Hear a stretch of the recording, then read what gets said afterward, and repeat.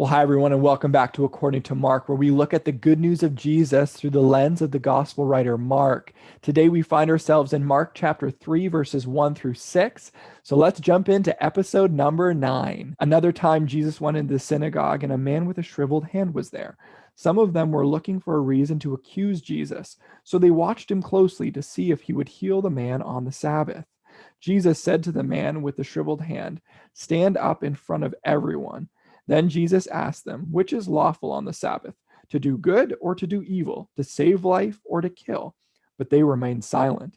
He looked around at them in anger and, deeply distressed at their stubborn hearts, said to the man, "Stretch out your hand." He stretched it out, and his hand was completely restored. Then the Pharisees went out and began to plot with the Herodians how they might kill Jesus. According to Mark, while Jesus is visiting a synagogue, he heals a man with a shriveled hand. Now, although this is incredible, it doesn't seem to be the main point of the story. What seems to be the main point of the story is Jesus' interaction with the religious leaders of the time. Jesus knows that power structures, if left unchecked and when their priorities are off, can do an incredible amount of damage.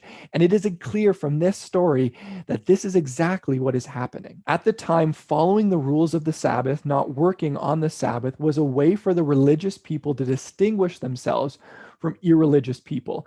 In other words, by the degree that you followed these rules, it revealed your religious status, your piety. As we see, this type of thinking deeply bothered Jesus. Not only did it create classism and a spiritual hierarchy, but it wrongfully communicated that God would rather have people follow a set of rules than be led in love to those around them. In this story, Jesus is sorrowful because he knows the trajectory of this type of thinking.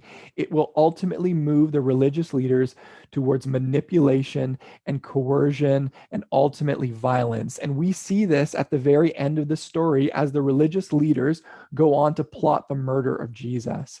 Friends, as we look out and perhaps see religious power structures moving in power politics and moving towards power struggles and oppression, and a might makes right, and we are then moved to sorrow as well.